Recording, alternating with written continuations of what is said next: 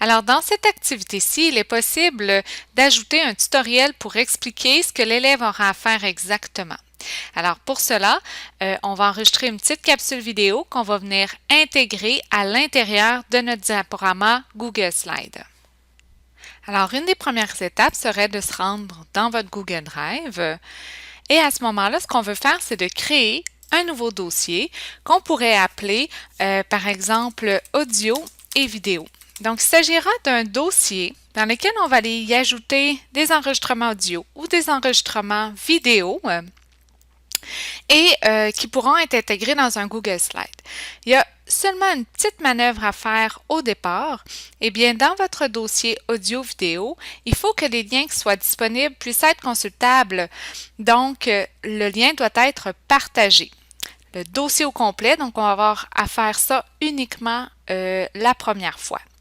Alors, la possibilité de pouvoir partager, je clique le bouton droit de ma souris, je fais partager et là, à ce moment-là, je vais venir ici, cliquer pour obtenir le lien, mais je vais enlever le fait que ce soit absolument une adresse de la commission scolaire et je vais dire que toute personne qui dispose de la ressource qui se trouve dans ce dossier-là, donc le lien vers la ressource, peut consulter cette ressource. Alors, je vais tout simplement changer les paramètres de mon dossier et maintenant on voit là qu'il y a des petits personnages ici.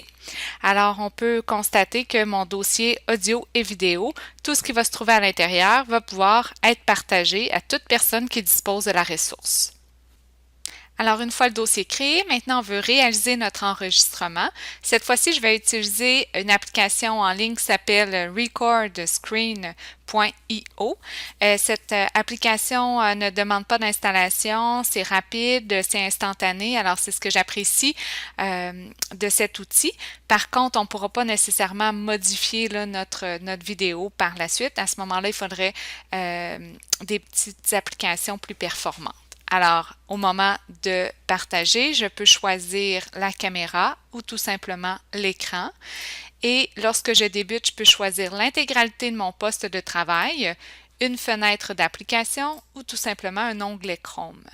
Dans ce cas-ci, je vais aller chercher la fenêtre de l'application dans laquelle je me trouve et à ce moment-là, je vais partager et je vais débuter ici mon enregistrement où on va voir tout ce qui se déroule à l'écran. Et donc ici, je pourrais parler du projet, je pourrais dire les manipulations que je vais devoir faire.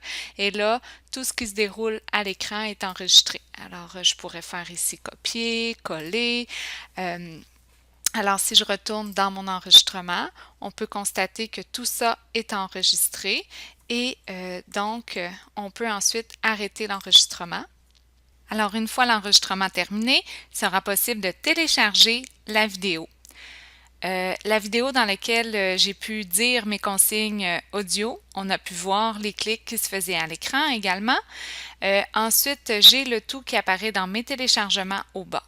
Ce qui est maintenant important, c'est d'ouvrir un onglet ou de retourner dans son onglet qu'on a créé qui s'appelle Audio vidéo. On se rappelle que ce dossier-là, il est partagé. Alors, tout ce que je vais glisser à l'intérieur, par le fait même, sera possible d'être consulté par toute personne qui dispose du lien. Alors, maintenant, elle s'appelle vidéo 12. Si je veux pouvoir changer ceci, je pourrais aller directement appuyer bouton droite, renommer, et là, je pourrais dire, par exemple, phrase, peu importe là, le titre que je veux lui donner pour que ce soit plus parlant. Ensuite, je retourne dans mon activité elle-même et ce que je vais faire, c'est que je vais aller chercher cette vidéo. Alors, insertion, vidéo. Et là, je vais aller dans mon drive parce qu'elle se retrouve dans mon drive et par le fait même probablement dans mes éléments récents. Alors, voici la petite vidéo que j'ai enregistrée. Je la sélectionne. Et là, à ce moment-là, je peux venir la placer dans ma diapositive. Et l'élève, bon, il y a ici différents paramètres que vous pouvez sélectionner. Et là, à ce moment-là, l'élève, alors qu'il sera dans son activité, pourra venir écouter ici la petite capsule qui lui propose les différentes consignes qu'il aura à suivre pour réaliser l'activité.